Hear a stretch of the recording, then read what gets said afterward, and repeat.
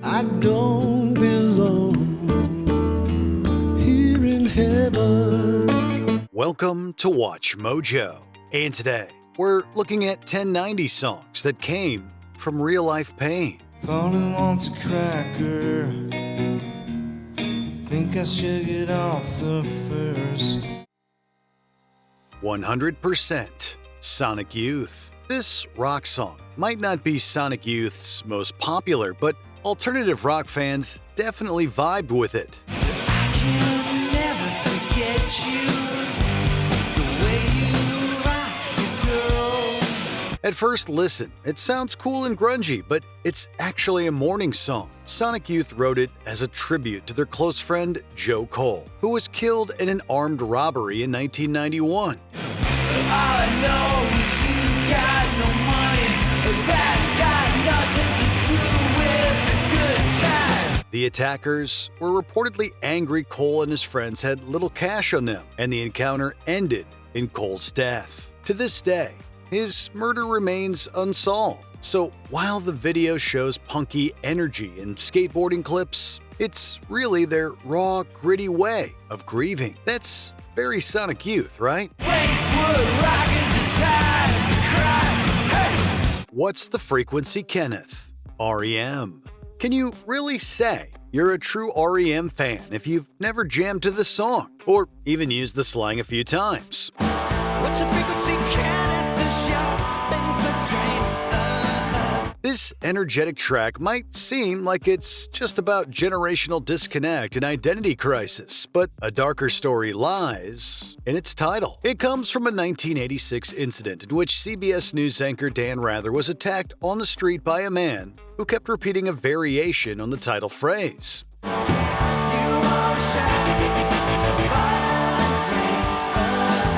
No one knew what it meant then, but years later, the attacker was identified as William Taggart, a delusional man who thought television signals were being beamed into his brain. He was eventually identified some years after murdering a stagehand on the Today Show. Kinda changes the vibe, doesn't it?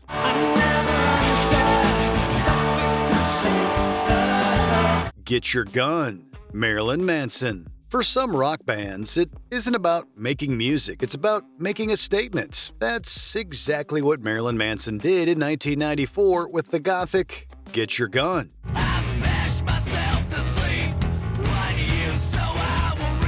You may have danced to it, but what you may not know is that it's about the real-life murder of Dr. David Gunn. This OBGYN was killed by an anti-abortion extremist in one of the first major acts of violence against abortion doctors in the U.S.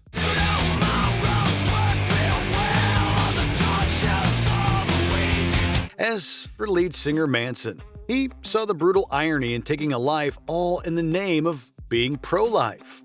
So the band channeled their rage in calling out that hypocrisy. Sure, the song's provocative, but it showed they weren't afraid to confront ugly truths.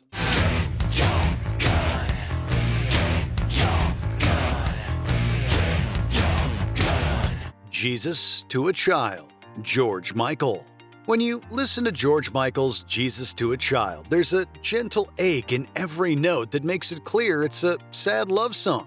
I'm blessed, I know heaven sent. The story behind it makes it even more heartbreaking. Michael wrote it during one of the most painful periods of his life. He had lost his first love, Anselmo Felipa, to AIDS just months into their relationship. When you've been loved, when you know it holds such bliss. For a year and a half, he couldn't bring himself to write any song until he poured out his grief into this beautiful tribute, completing the lyrics in just 1 hour. At the time, Michael wasn't out publicly, so the words don't spell out the nature of their relationship. Still, the pain and loss are unmistakable in every line. Oh, the love I still miss. The Way, Fastball. Listening to a song is one thing, but digging into its lyrics and backstory can make it hit differently. But where were they going without ever knowing the way? Fastball's The Way is a perfect example. This catchy 90s anthem was inspired by the true story of Layla and Raymond Howard. This elderly couple went missing in 1997. They both had serious health issues, but that didn't stop them from heading to a festival all alone. Anyone can see the road that they walk on is making gold. And it's always summer, they'll never get cold. But they never made it there. Weeks later, their car was found at the bottom of a ravine, hundreds of miles off course. A truly heartbreaking way to die. Fastball's Tony Scalzo turned this sad tale into the poetic and haunting song, The Way, a bittersweet homage, indeed. They wanted the highway, they had me there today. Zombie, the Cranberries. There's no denying that Zombie is one of the most powerful anti-war songs from the 1990s. But what inspired Dolores O'Riordan to pour out her heart in those touching lyrics? It traces back to a heartbreaking event that shook Britain and Ireland. In 1993, a bomb planted by the IRA exploded on the streets of Warrington, killing 2 young children. Horrified by the senseless violence and death of the innocents, Dolores poured that anger into Zombie.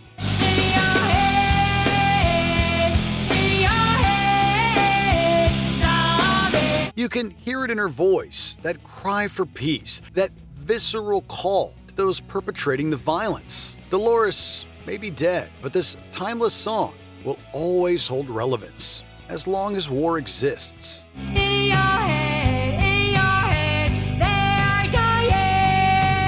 These are the days of our lives. Queen. This Queen classic is heartbreak in musical form, especially for Freddie Mercury fans. Sometimes I get to feeling I was back in the old days, long ago. Anyone who loves the band knows the tragic story behind it. This song was written by Queen's drummer Roger Taylor when Mercury was gravely ill with AIDS. Having known Mercury since his youth, Roger probably used the song to reflect and make peace with the inevitable. These are the days of our lives. Even with his declining health, the legendary Mercury gave his all in this music video, which marked his final appearance on camera. At the very end, he looks directly into the lens and says, "I still love you." I still love you. That moment is enough to shatter the hearts of anyone who loves this man. Polly, Nirvana.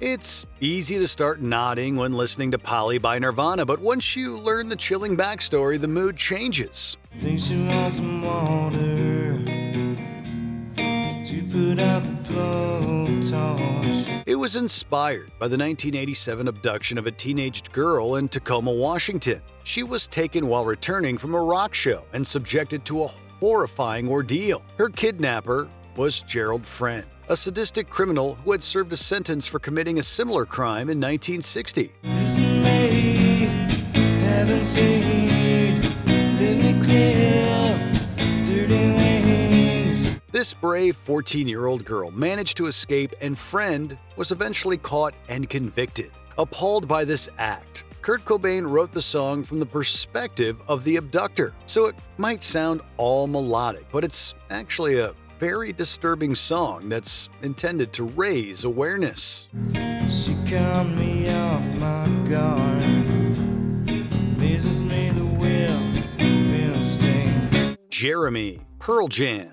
Here's another example of a song that goes beyond just being a song. Jeremy by Pearl Jam is a haunting narrative about the dark corners of youth, isolation, and tragedy. At home, drawing pictures of mountain tops. It draws from 2 stories. One is the real-life story of Jeremy Dell, who shot himself in front of his classmates in 1991. Eddie Vedder read about it in a newspaper. It hit so hard, he turned it into a song.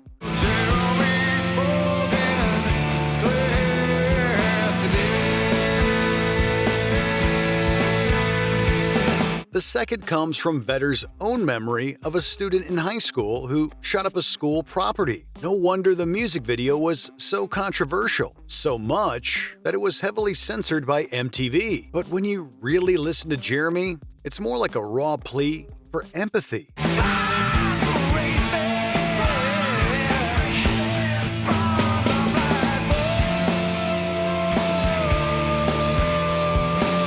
Before we continue, be sure to subscribe to our channel and ring the bell to get notified about our latest videos. You have the option to be notified for occasional videos or all of them. If you're on your phone, make sure you go into your settings and switch on notifications.